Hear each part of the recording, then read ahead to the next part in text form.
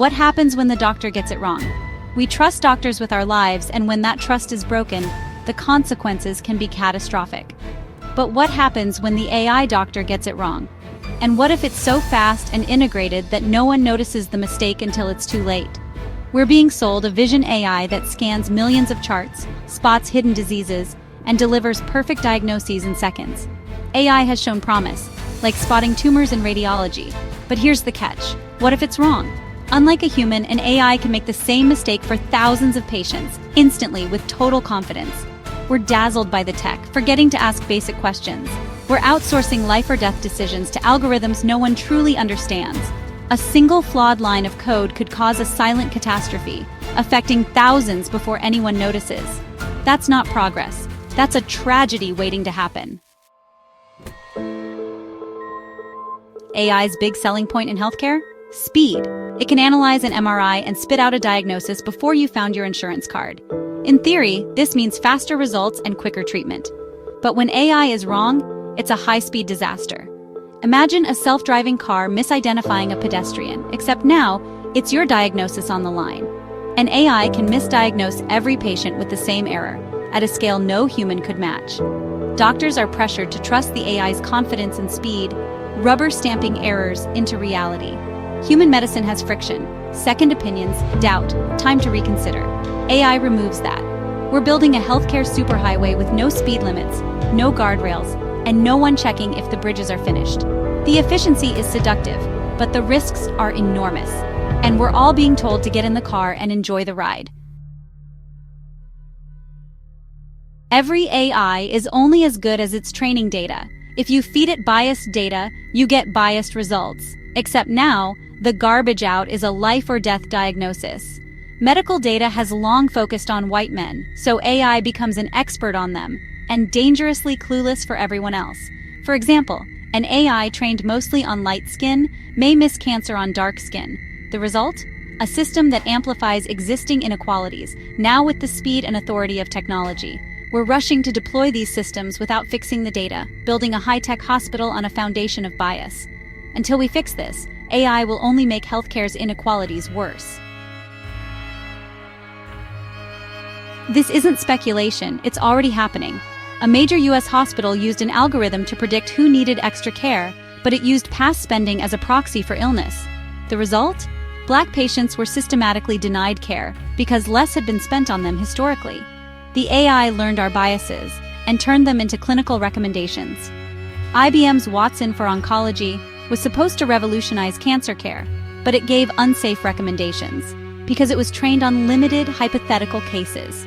Another AI sepsis tool generated so many false alarms that staff ignored it while missing real cases. These aren't glitches, they're fundamental failures that put patients at risk. The promise of AI is huge, but the reality is often dangerous. When machines get it wrong, the consequences are real, and the warning signs are everywhere. Imagine you go to the ER with sharp pain.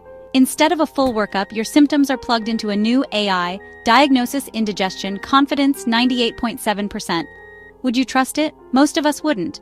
We want a human doctor's experience, intuition, and empathy, not just a probability score.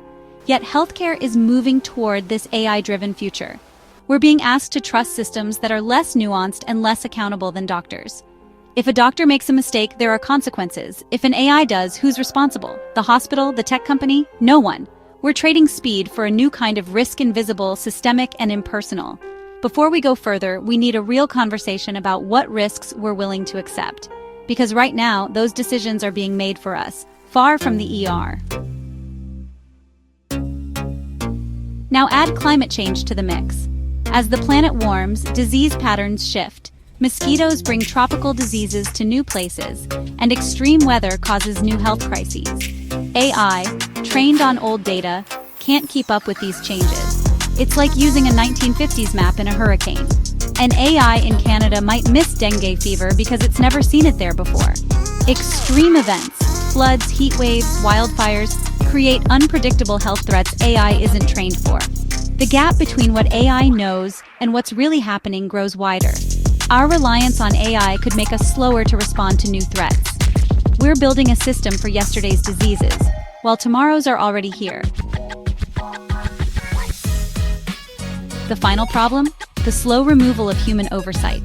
Algorithms now manage hospital beds, wait lists, and even who gets life-saving resources. These aren't just logistical choices, they're ethical ones. When something goes wrong, who's responsible? The nurse, the administrator, the tech company? This lack of accountability creates a moral vacuum. We're sidelining the human element, doctors, nurses, ethics committees, in favor of cold efficiency. In our quest to optimize, we're stripping out the humanity at the heart of medicine. Put it all together: speed, bias, outdated data, and lack of oversight. Imagine a global AI tool with a subtle flaw, missing a new virus strain, for example. The AI reassures millions they just have a cold, while the real disease spreads unchecked. Doctors trust the tech, public health officials see no spike, and by the time anyone notices, it's too late.